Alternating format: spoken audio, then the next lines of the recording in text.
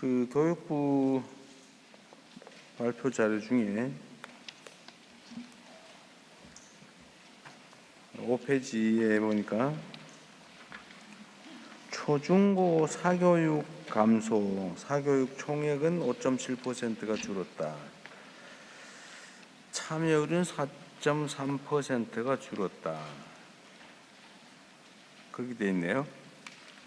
사교육 총액이 줄은 건 학생 숫자가 줄어서 총액이 줄었던 것도 있겠죠?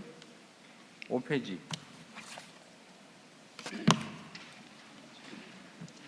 프레젠테이션 5페이지. 네, 프레젠테이션 5페이지.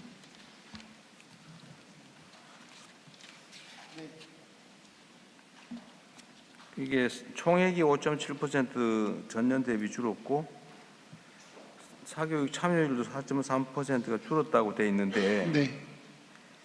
혹시 사교육 총액이 줄어든 거는 아이들 숫자가 줄어들어서 생긴 거 아니냐? 그렇지 않습니다. 아, 그래? 네, 네. 숫자는 똑같은데 근데 왜 줄어들었을까요? 맨날 늘어난다고 다 계속 난리였잖아요. 늘어났었는데요. 네. 그러니까 올해 들어서 특히 그 사교육에서 유아나 초등학교 그 1, 2, 3학년 학생들이 돌봄의 필요에 따라서 가든 사교육 분야를 저희들이 적극적으로 지원하게 되면서 통합 돌봄을 줄어들었습니다. 확대하면서 네네. 어거지로 학원 보내던 게 줄었다. 네네, 뭐 이렇게 그런 것도 이해하면 됩니까? 크게 요인으로 보입니다. 네. 다행이네요. 그 다음에 하나는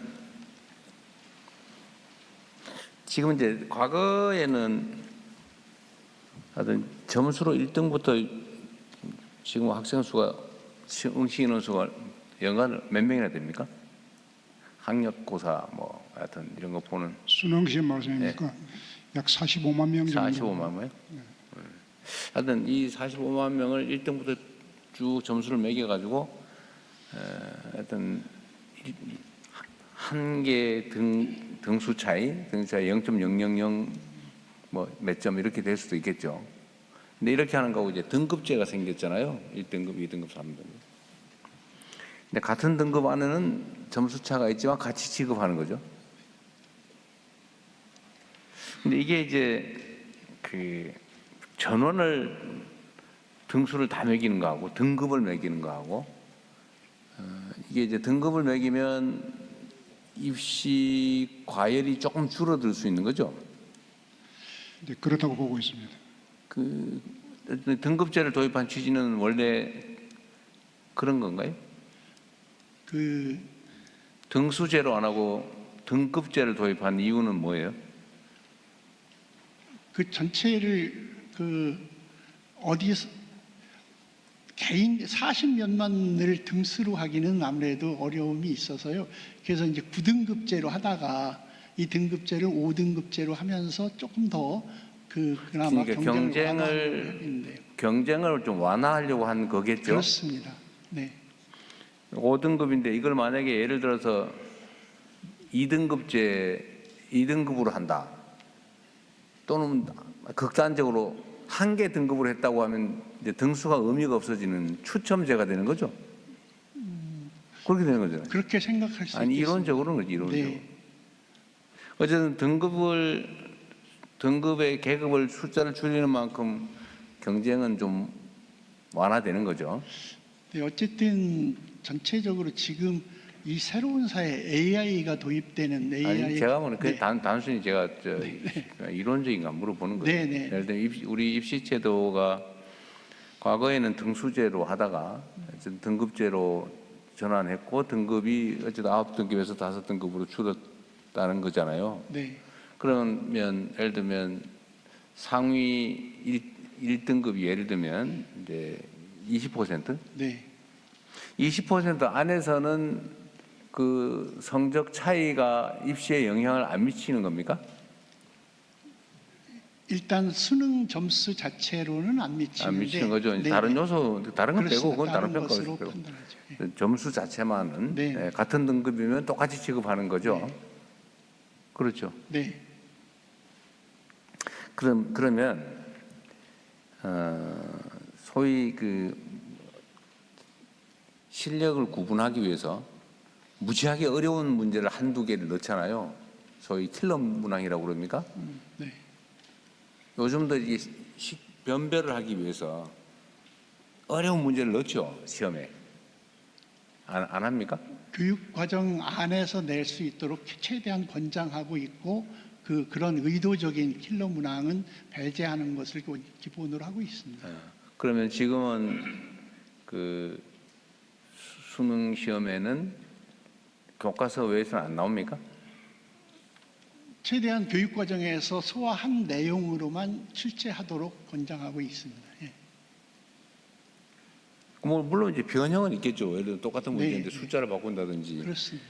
이런 거 있을 텐데 이게 왜 물어보냐면 어쨌든 사교육 또는 선행학습 특히 이제 사교육 교과서에 안 나오는 문제가 어떻게 나올지 모르니까 그거를 대비하기 위해서 어쨌든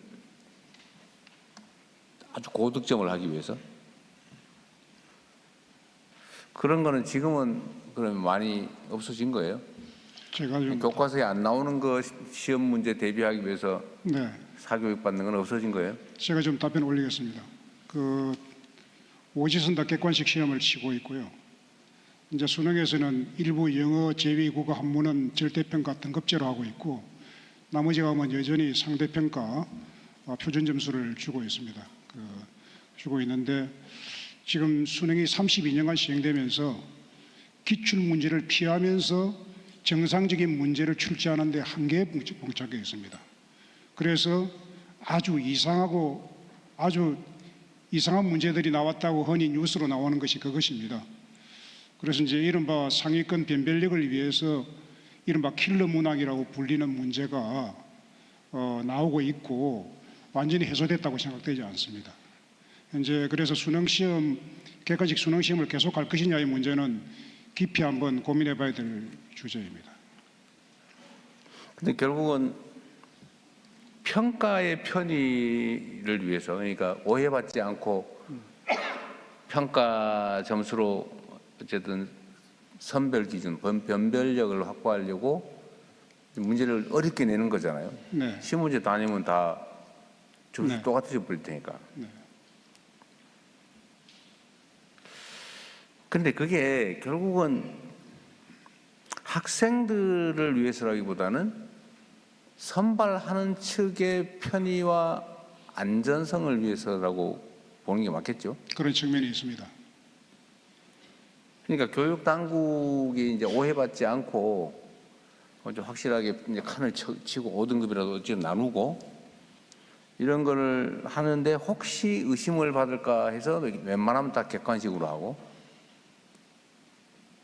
그러다 보니까 사실은 굳이 안 배워도 될 거를 갖다가 특이한 것까지 막 다 모든 영역을 만약을 대비해서 다 공부하고 이 사회적 낭비를 초래하는 측면이 있는 거죠. 있습니다.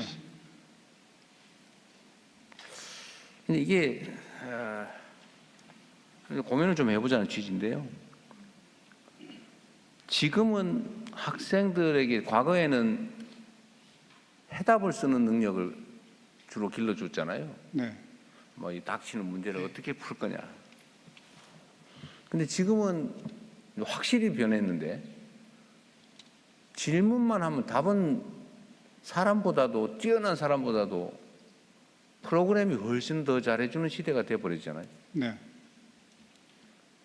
답하는 능력은 거의 의미가 없어지는 시대가 오고 있죠. 지금은 질문을 얼마나 잘할 것이냐.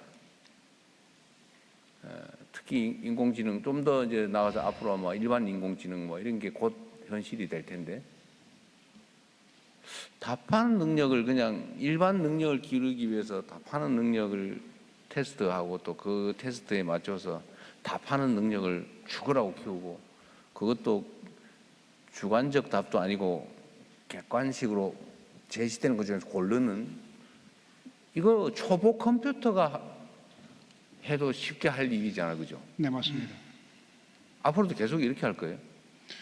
그래서 지금 오지선다 객관식 문제를 앞으로도 계속 AI 시대의 미래를 살아갈 아이들에게 계속 할 것인가에 대해서는 굉장히 근본적인 문제제기입니다. 이건 아이들을 사실은 망가뜨리는 거잖아요. 네, 그렇습니다. 어른들이 편하게 채점하고 분류하고 행정을 의심받지 않고 안전하게 하기 위해서 네, 아이들을 희생시키는 거잖아요. 네. 필요 없는 걸 가르치고 아들 규격화하고 지금 규격화된 인격체들은 별로 유효성이 없잖아요, 그죠? 네, 세상은 좀 독창적이고 창의적이고 좀 개성 있고 이런 사람을 원하지 똑같이 만들어진 사람을 결코 원하지 않단 말이에요. 똑같은 거는 인공지능이 이제 다 해치울 텐데 지금도 컴퓨터가 대부분 하고 있지만 인공지능은 더 할 거 아닙니까? 그런데 이런 세상에서 규격화된 사람을 키워내는 교육을 계속하는 게 저는 교육을 하는 게 아니라 망치는 것 같거든요. 네. 너무 과격한 표현인지 모르겠는데 좀 어떠세요? 네, 지금 현재의 그 시험 체제는 고등교육에 들어가기 그 직전까지 오지선다형 객관식 문제를 무한 반복 풀이 훈련을 하고 있는 것입니다. 그래서 그것으로는 그 사고력이나 창의성을 기를 수가 없고요. 고등교육의 그 준비를 할 수도 없습니다. 그래서 이제 아이들이 고생을 해도 의미 있는 고생을 해야 되는데 그 문제 풀이를 고도한 어떤 패턴 익히기가 가장 최상위권 학생들이 잘하는 것이 문제의 패턴을 익혀서 빨리 푸는 것입니다. 그러니까 네, 그 초보 컴퓨터 되는 연습을 하고 있는 거예요. 그렇습니다. 그것은 그 학생들의 지적 능력을 그다지 확충하지도 못하고 사고력을 기르지도 못하고 창의성도 기르지도 못합니다. 이것을 지금 크게 가령 논술 서술형으로 적극적으로 도입해서 아이들이 오지선다에서는 남이 써놓은 정답을 고르는 것에 불과합니다. 그런데 이제 자기 손으로 자기가 정답을 쓰게 만들어야 됩니다. 그래서 그것이 이제 논서술형 교육이고요. 수능에서부터 논서술형 그 평가 방식을 도입하면 학교도 적극적으로 공교육에서도 적극적으로 하고 해서 가장 중요한 것은 대입 제도를 좀 바꿈으로써 학교 교육을 바꿀 수가 있다. 교육 수업과 학생들의 학습 방향을 바꿀 수 있다는 것이 큰 그 전환이 되어야 된다고 생각을 하고 있습니다. 아니 그러니까 지금 이제 우리 교육위원장님 말씀도 일단 좀 진전된 것 같기는 한데 주관식으로 답을 쓰는 뭘 물어보면 거기다 답을 쓰는 그걸 지금 이제 다음 차선으로 하겠다는 건데 네, 이게 좀 무책임한 얘기인지 모르겠지만 아까도 얘기했잖아요. 누군가 물어보는 내주는 과제를 푸는 이거는 이제 컴퓨터 시키면 인공지능 시키면 된다니까요. 이제 뭐라고 질문할 것이냐, 뭐라고 구상할 것이냐, 세상에 없는 새로운 생각을 어떻게 표현할 것이냐 이런 거를 배워야 되는 거 아닌가요? 네, 질문하는 능력이 AI 시대에 가장 중요한데 질문하는 능력도 사고력과 창의성이 기본입니다. 창의성과 그 사고력을 기르는 방식이 평가 방식으로서는 오지선다 객관식으로는 전혀 다르지 그건 않습니다. 아닌 거야. 그건 당연히 아니고. 네, 그건 그래서 망치는 거고. 논서술형 출제를 하게 되면은 학생들이 사고력과 창의성을 기를 수 있는 그 수업 방식도 달라지고 학생들의 학습 방식도 달라지고 어릴 때부터 책을 읽게 되고 그런 방향을 유도해 나갈 수가 있습니다. 대통령께서 말씀하신 그런 문제의식에 기초해서 어쩌면 초등학교, 중학교 과정까지는 거의 수업 자체가 학생들이 어떤 것에 대해서 문제의식을 가지고 질문을 유도할 수 있도록 하고 그 질문에 대해서 함께 협력해서 그 문제 해결책을 찾아가도록 하는 방식으로 우리나라 교육의 수업 형식이 많이 진전이 됐습니다. 그렇지만 중3 이상 이렇게 되면 대학 입시라고 하는 큰 과제가 있어서 그것이 다시 고등학교 되면 원위치되는 상황이어서 대입 제도에 대한 어쨌든 변화는 필요하다. 그런데 워낙 예민한 문제여서 네. 어디까지 할 것인가 어떻게 할 것인가는 지금 국교위에서 중심이 돼서 대입 특위에서 논의를 하고 있는데 어쨌든 전 국민적으로 그 수의 과정을 거쳐서 단계적으로라도 어쨌든 변화해야 될 때가 왔다는 것은 거의 전체 국민이 동의하고 있다 이렇게 생각합니다. 그런데 어쨌든 이 입시 제도라고 하는 게 이제 모든 교육의 방향을 정하는데 사실 다 거기 맞추잖아요. 심지어 대학 안 갈 사람들도 거기에 맞춰서 공부를 당하고 있죠, 그죠? 그렇습니다. 근데 이 이제 입시 제도라고 하는 게 워낙 예민하다 보니까 조금만 뭔가 건들면은 여기에 이제 득보는 쪽, 소위 피해 본다고 생각되는 쪽이 엄청나게 예민하게 반응을 하니까 손대기가 너무 어렵죠. 네. 또 한 가지는 이게